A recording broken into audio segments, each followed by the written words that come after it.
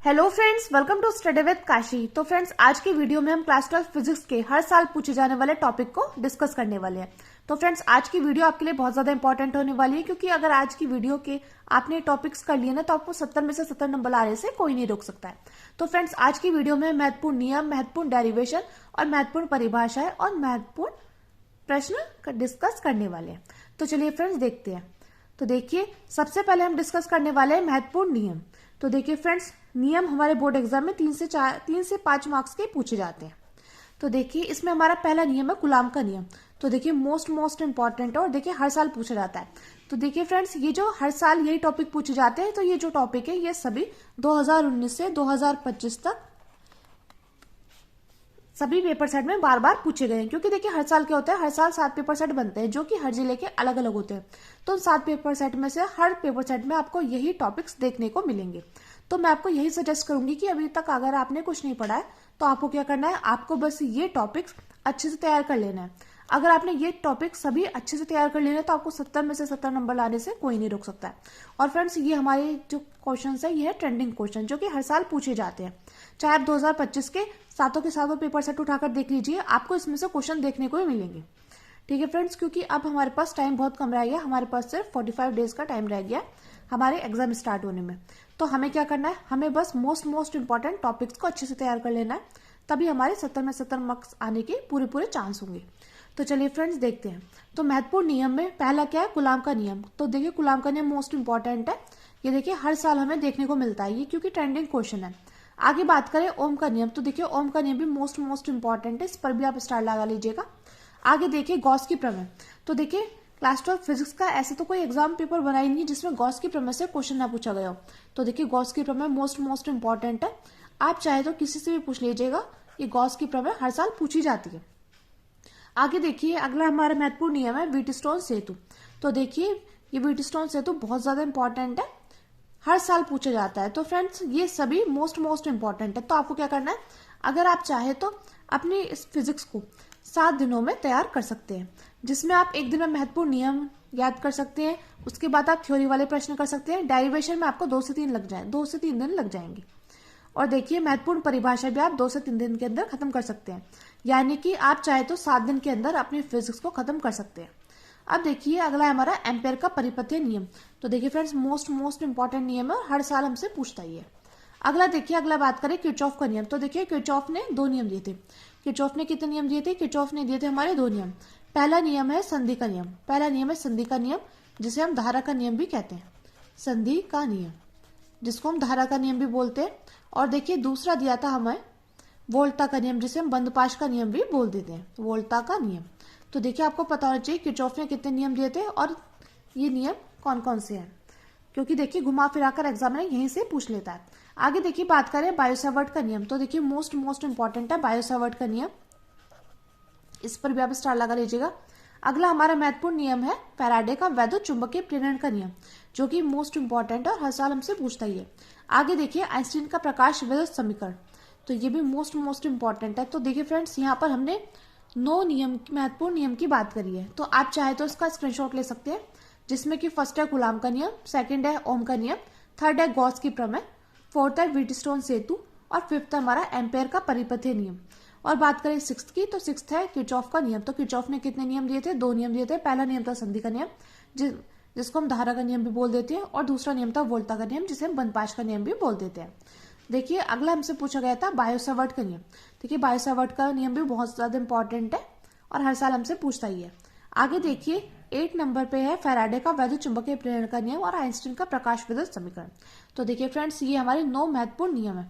तो ये 9 महत्वपूर्ण नियम अगर आपने कर लिया ना, तो आपको 15 से 20 नंबर लाने से कोई नहीं रोक सकता है, क्योंकि हर साल यही पूछे जाते हैं। अब बात करें महत्वपूर्ण थ्योरी वाले प्रश्न की। तो देखिए, ये जो थ्योरी वाले प्रश्न है ये 3 से 5 मार्क्स के पूछे जाते हैं हमसे। तो देखिए, इसमें पहला है ट्रांसफार्मर का सिद्धांत व कार्यविधि। तो देखिए फ्रेंड्स, ट्रांसफार्मर एक ऐसा टॉपिक है जो कि हर साल पूछा जाता है, मोस्ट इंपॉर्टेंट है, इस पर आप स्टार लगा लीजिएगा, क्योंकि हर साल यही पूछता है।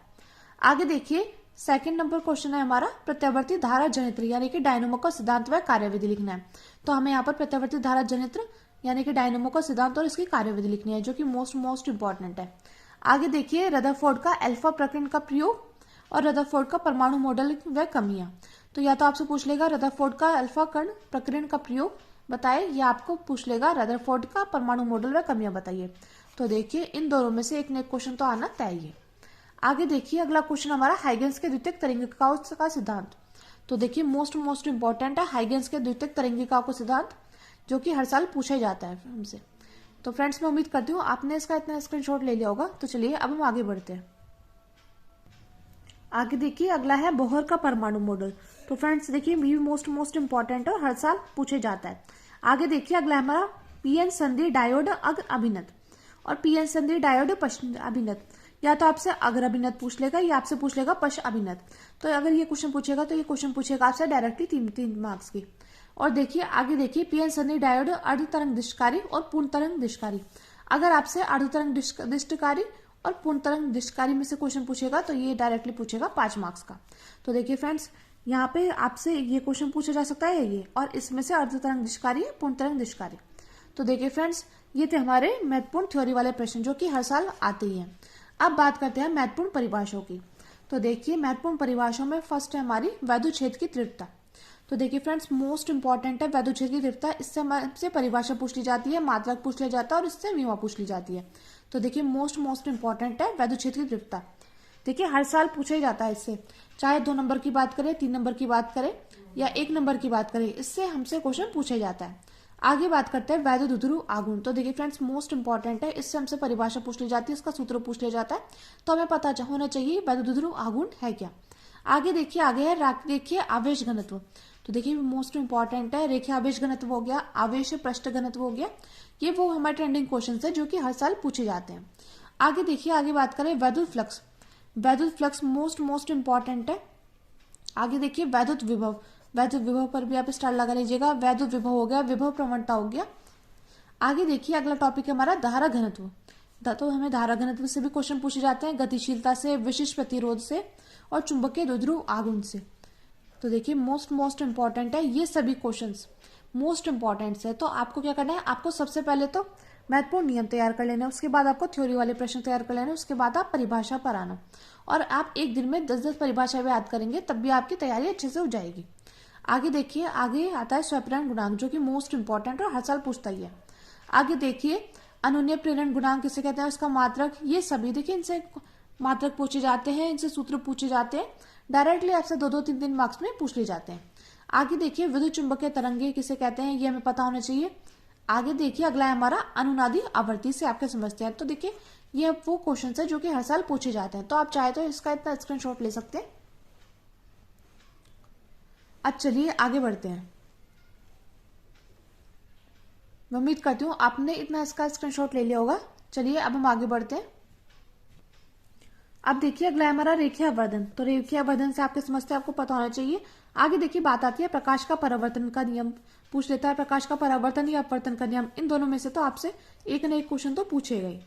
आगे देखिए पूर्णांतरिक परावर्तन से आपके समझते हैं, आपको पता होना चाहिए पूर्णांतरिक परावर्तन क्या होता है। आगे देखिए क्रांतिकोण हो गया, पूर्णांतरिक परावर्तन हो गया, प्रकाश का परावर्तन हो गया, अपवर्तन हो गया, ये वो क्वेश्चन है जो कि हर साल पूछे जाते हैं। तो ये मोस्ट इंपॉर्टेंट क्वेश्चन है, इन पर आप स्टार लगा लीजिएगा। आगे देखिए आगे चलते हैं कोणीय विक्षेपण। तो कोणीय विक्षेपण से आपके समझते हैं, वर्ण विक्षेपण क्षमता से आपके समझते हैं। तो देखिए फ्रेंड्स मोस्ट इंपॉर्टेंट क्वेश्चन है जो कि हर साल पूछे जाते हैं। आगे देखिए तरंगार्ग से क्वेश्चन पूछ लेगा, व्यतिकरण से पूछ लेगा, कला संबंध स्रोत से आपके समझते हैं। आगे देखिए विवर्तन। तो विवर्तन से क्वेश्चन पूछा जाता है कि विवर्तन से आपके समझते हैं, आपको पता होना चाहिए इन टॉपिक के बारे में, आपको बिल्कुल डिटेल में पता होना चाहिए कि विवर्तन कैसे कहते हैं और इनके सभी के सूत्र, जैसे दलीय आवर्ती के सूत्र, ये सभी आपको पता होने चाहिए, क्योंकि डायरेक्टली आपसे 2-2, 3-3, 4-4, 5-5 मार्क्स तक भी यहाँ से क्वेश्चन पूछे जाते हैं।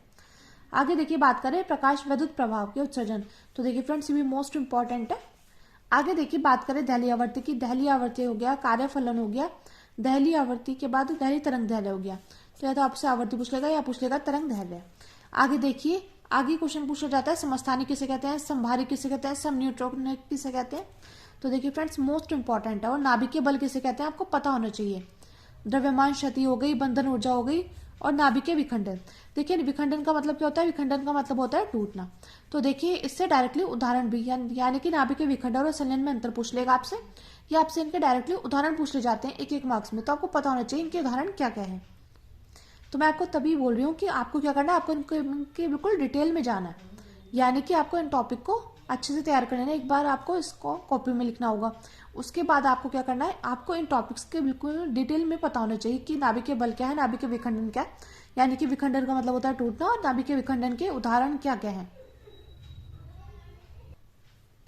आगे देखिए बात करें नाभिकीय संलयन की, तो संलयन का मतलब होता है जोड़ना।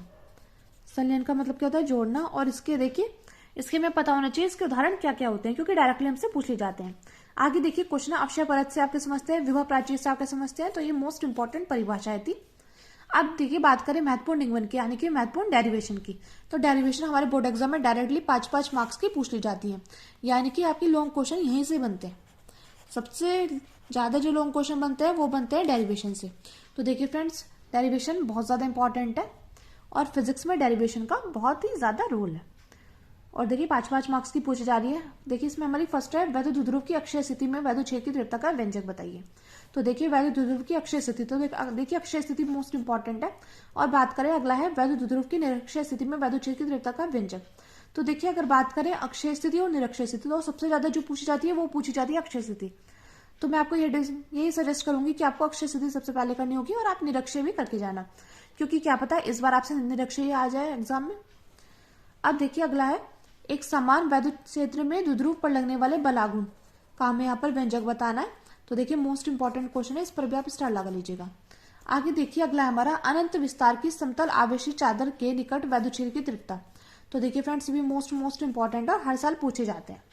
आगे देखिए अगला है समांतर प्लेट संधारित्र की धारिता का व्यंजक। तो देखिए ये भी मोस्ट इंपॉर्टेंट है, तो हमें पता होना चाहिए समांतर प्लेट संधारित्र की धारिता का व्यंजक क्या होता है, उसके बारे में हमें बिल्कुल डिटेल में पता होना चाहिए। यानी कि कुल मिलाकर ये डेरिवेशन हमें अच्छे से आनी चाहिए, क्योंकि 5-5 मार्क्स की पूछी जाती है। आगे देखिए अगला हमारा, दो समांतर धारावाही चालक तारों के बीच लगने वाला बल। तो देखिए फ्रेंड्स मोस्ट इंपॉर्टेंट है। अगला हमारा 7th नंबर पे, एलसीआर परिपथ की प्रतिबाधा व कलांतर का व्यंजक बताइए। तो हमें इसमें एलसीआर परिपथ की प्रतिबाधा और कलांतर का व्यंजक बताना है। आगे देखिए अगला है, गोलीय पृष्ठ पर अपवर्तन का सूत्र। इसमें हमें गोलीय पृष्ठ पर अपवर्तन का सूत्र बताना है और पतले लेंस के लिए अपवर्तन का सूत्र भी हमें पता होना चाहिए। आगे देखिए अगला है हमारा, संपर्क में रखे दो पतले लेंस के संयोजन की फोकस दूरी। तो इसका हमें पता होना चाहिए, ये डेरिवेशन मोस्ट इंपॉर्टेंट है। आगे देखिए अगली पूछी जाती है, प्रिज्म के लिए उसके पदार्थ के अपवर्तनांक का व्यंजक। तो देखिए फ्रेंड्स मोस्ट इंपॉर्टेंट है।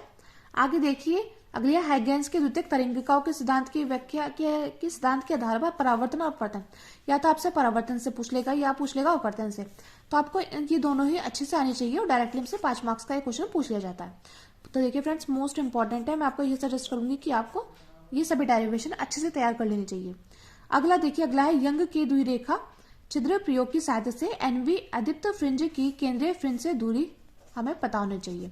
अगला देखिए अगला है, किसी पतली एकल झिरी से होने वाले विवर्तन की व्याख्या। आगे देखिए 15 पॉइंट पर है, डी ब्रोगली तरंगदैर्घ्य के लिए सूत्र की स्थापना। आगे देखिए इसमें लास्ट हमारी, हाइड्रोजन स्पेक्ट्रम के विभिन्न श्रेणियों के लिए तरंगदैर्घ्य का सूत्र। यानी कि देखिए फ्रेंड्स ये मोस्ट इंपॉर्टेंट डेरिवेशन है। तो मैं आपको ये सजेस्ट करूंगी कि अगर अभी तक आपने कुछ नहीं पढ़ा तो आपको क्या करना है, आपको सबसे पहले एक कॉपी उठा लेनी है और उसमें ये सभी पॉइंट लिख लेने हैं, यानी कि ये सभी टॉपिक लिख लेना है। उसके बाद आपको डेली बेसिस पर इसको अच्छे से तैयार करना है। और अगर आपने बस इतना कर लेना तो आपको 70 में से 70 नंबर लाने से कोई नहीं रोक सकता, क्योंकि देखिए हर साल यही आते हैं। तो उम्मीद करती हूँ फ्रेंड्स आपको इस वीडियो से थोड़ी सी भी हेल्प मिली हो। अगर आपको वीडियो से थोड़ी सी भी हेल्प मिली हो तो प्लीज हमारे चैनल को सब्सक्राइब कर लीजिएगा, वीडियो को लाइक शेयर कमेंट करना मत भूलिएगा। तो चलिए फ्रेंड्स मिलते हैं नेक्स्ट वीडियो में। Thanks for watching.